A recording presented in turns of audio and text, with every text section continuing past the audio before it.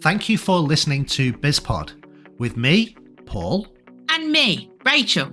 Our weekly business English podcast where we talk about the news, social media, and hot topics from a business point of view. You'll get a podcast and links to the articles we discuss. This way you can share your thoughts too. Join us as we discuss what's on our minds this week.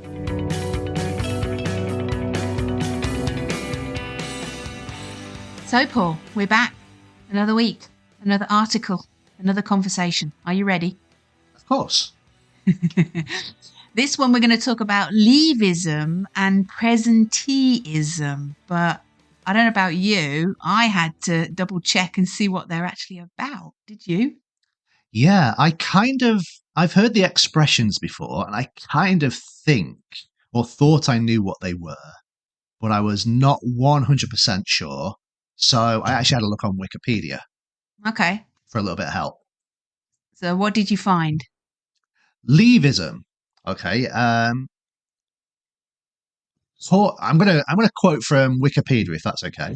Oh, that's terrible. Never quote from Wikipedia. Okay. Well, I'm going to quote from Wikipedia, but don't tell anybody. Leaveism is a term that was first coined in 2013 by a researcher at the University of Manchester. And I suppose it describes the idea of people, employees, using their free time, their time when they shouldn't be working, such as rest days, holidays, to actually do their work. That's terrible. Yeah. I mean, if you look at Wikipedia as well, which I'm not doing, obviously, it also says this includes occasions where employees took their work home or on holiday with them because they didn't have time to complete it. See, immediately I would say there's two problems there. Either there's a problem with the efficiency of the person because no way should they be taking their work home. You should have an amount of work that you can do within the time you're allotted to do it. Yeah. And the second thing is, were they being given too much work and feeling pressurized into doing it? I mean, either way, if that situation is happening, somebody's got to have a look at it. It's terrible. I mean, taking your work on holiday, I can't imagine that. It'd be a no from me. It'd be like, yeah, I'm on holiday. I'm not working. I'm on holiday. Okay. So that's presenteeism. No, that was Leaveism. That was Leaveism. Sorry. Yeah. Sorry. Yeah. So presenteeism. Yeah. Again, let's not quote from Wikipedia. No. Working while you're sick. Basically, presenteeism is, I suppose it's, you know you're ill or you're not going to be performing at 100%, but you're still going to work. And infecting everybody else, so they then have to take time off work. Yeah, probably. Yeah, you're affecting everyone else with your germs and your COVID everywhere. See, I thought presenteeism was that culture of people wanting to be the last one to leave the office. But that's not really what the article's about, is it? The article talks more about mental health and small. There's a section in there on small businesses supporting people. Yeah. So it's a lot more about health. And that particular thing that I described was the old-fashioned way that you obviously can't be working hard enough if you're leaving the office at 3:00 on a Friday. Yeah. Or you're obviously not working hard enough if you leave the office before the boss leaves. That's sort of going back to the Terry Pratchett. Yeah. Not Terry Pratchett, the Bob Scratchett. Bob Scratchett. Terry Pratchett. Bob. You got your stories mixed up. Yeah, I did a little bit. Well, actually, this article that we're referring to is about how to be happier at work. Hey! Are you happy at work? Absolutely. Yeah. But that's because I am the boss of me. Okay. I thought that was me, to be honest. What happens is I say, Rachel, do you fancy a day off? I don't want to work today. And Rachel says, no, knock off early. Who cares? You do that quite regularly, don't you? Well, it's a conversation for another day. Okay.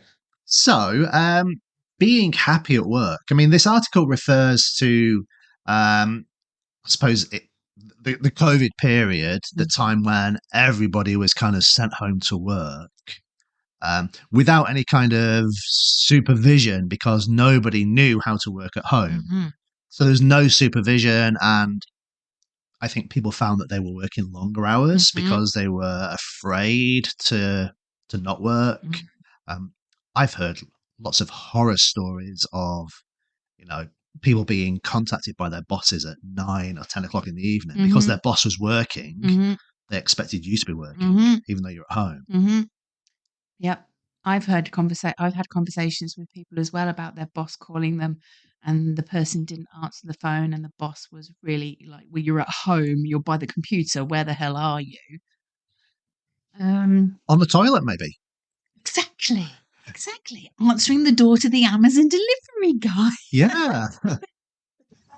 Cooking dinner. Okay. All of those things, having a coffee break, all of those things that you naturally did in the office, you're going to do in your home office as well. During COVID, obviously, you've got to remember that a lot of people with families, the kids are at home as well. So the people had got to work.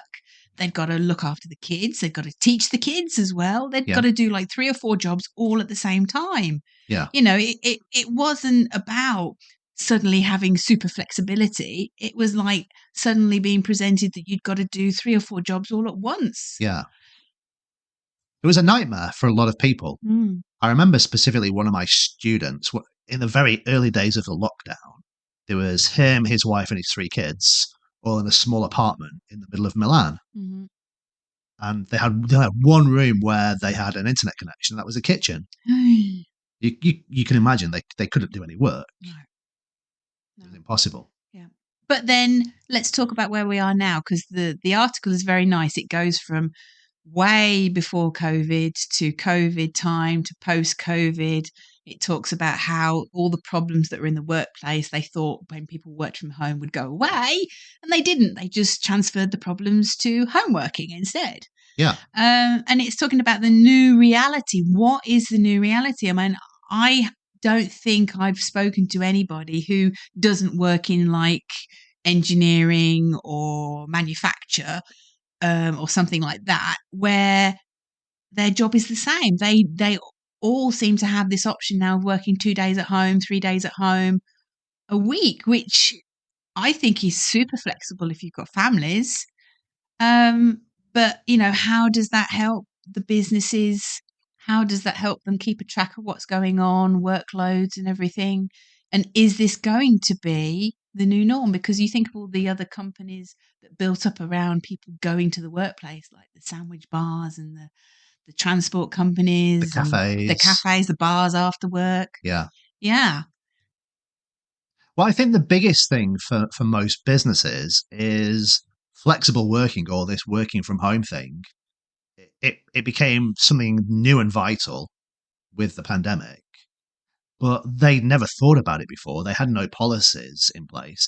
They didn't know how to do it.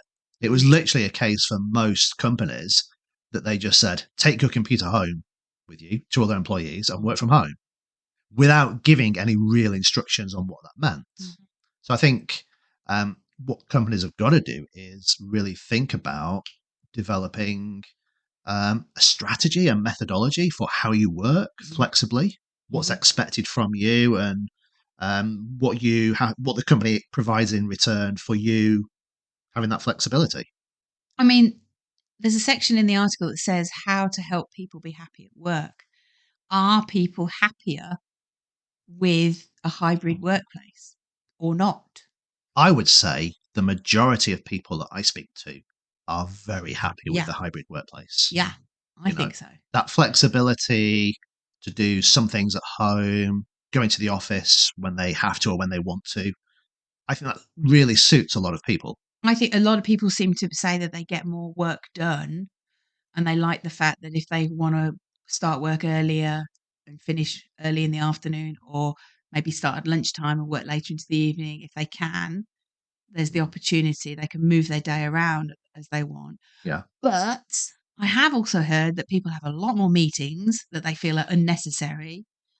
And I don't know whether, I always think these companies are saving so much money. They're not having to heat buildings so much. They're not, are they contributing to people's internet connections? Are they helping them towards their electricity and heating bills?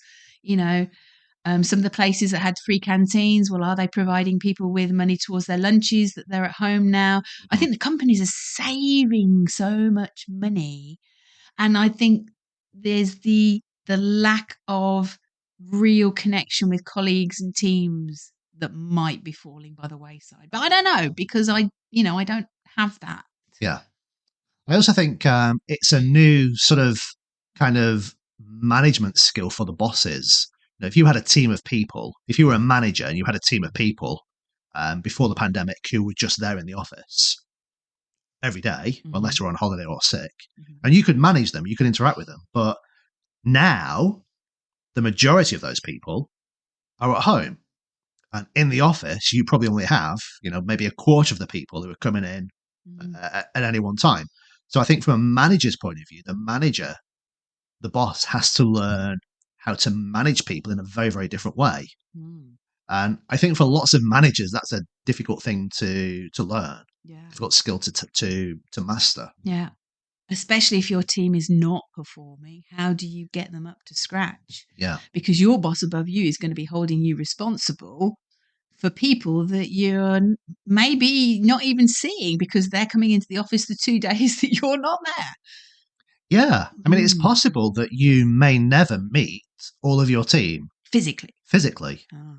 Yeah, in the office ever again, especially if you have a huge team. I mean, I think for some international organizations, this idea of remote working or working in different locations is not a new thing.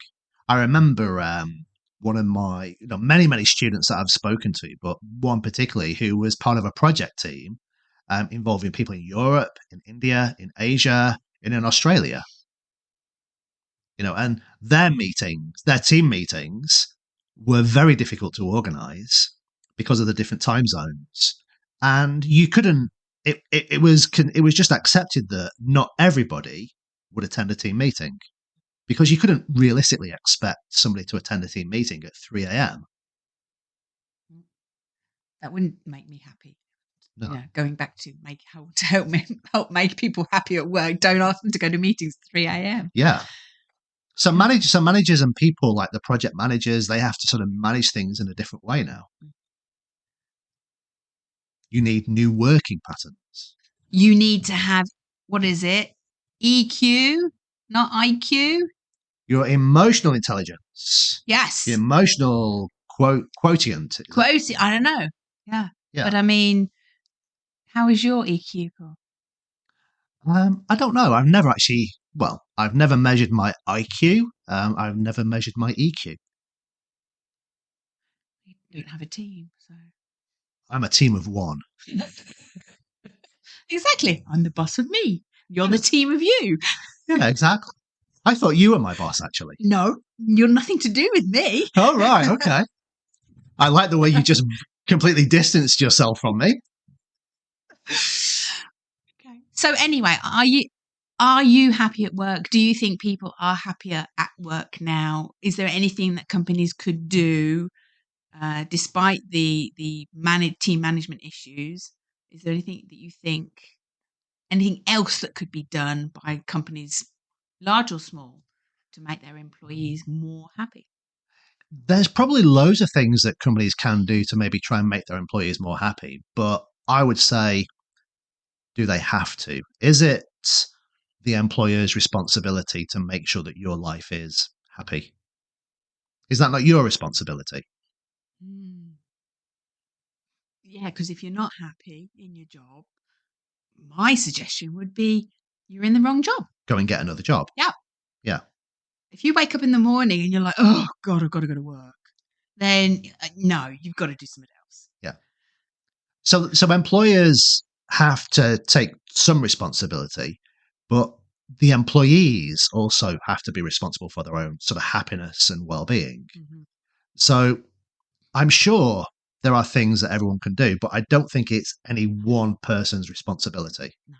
That's my view. No, but you've got to be positive and proactive about making changes. If you want to stay for working for that particular company in that particular role, but there's things you're not happy about, there's no point whinging and moaning. The one way you can guarantee that you will either help yourself out the door or the management will help you out the door is if you sit there and whinge and moan and complain, because they will cut you out like some kind of cancerous lump from the team, won't they? It's like, you don't want it. You've got to be, okay, here's the problem, but I've got a solution. I've got a suggestion. I've got an idea. You've got to present it in a positive way. Yeah, I totally agree with you.